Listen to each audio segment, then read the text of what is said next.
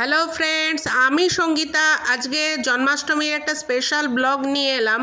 গতবারেও দিয়েছিলাম। আমাদের এখানে নানা রকম উৎসব হয় রাজস্থানে, আমার এই যে পিজিতে আছি, কিন্তু মন তো দিল্লিতেই পড়ে আছে, কারণ হাজব্যান্ড ওখানে আছে জন্মাষ্টমী সেই উপলক্ষে।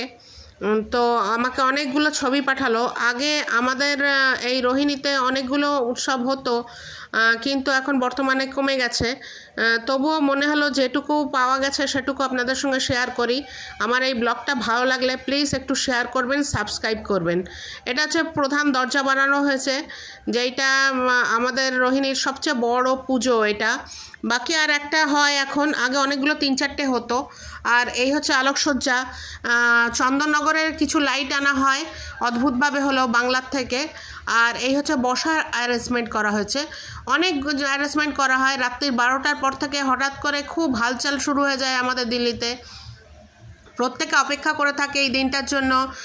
দিল্লি যে রাস্তায় বেরোতে ভয় বা কিছু সেরকম পরিবেশ না থাকলেও বর্তমানে এখন রোহিণী অনেক উন্নত গোটা দিল্লিতেই, কিন্তু লোকে তো 12টা পরে বড় একটা বেরোয় না। কিন্তু আজকের দিনটা যেন একটা অন্যরকম হয়ে যায়। ছোট ছোট বাচ্চা, মহিলা সবাই দেখুন লাইটের সামনে দাঁড়িয়ে দাঁড়িয়ে সেলফি নেওয়া, একদম অন্যরকম একটা পরিবেশ।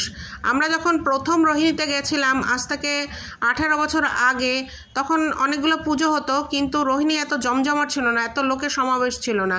আমার মনে আছে আমার হাজব্যান্ড আমার ছেলেকে পিঠে চড়িয়ে লোকের ভিড়ের মধ্যে লাইন দিয়ে ওকে এই 3-4টে পুজো দেখানো হতো। এখনও অনেক বড় রাজস্থানে বসে রয়েছে, কিন্তু পুজোটা, এই বড় পুজোটা এখনও চলছে। এই যে দূর থেকে দেখা যাচ্ছে, আর এই বিশাল লাইট লাগানো হয়েছে, সারা রাত ধরে চলবে। আর সকালবেলায় হঠাৎ করে মনে হয় সব শেষ, সব খুলে নেওয়া হয় এক এক করে।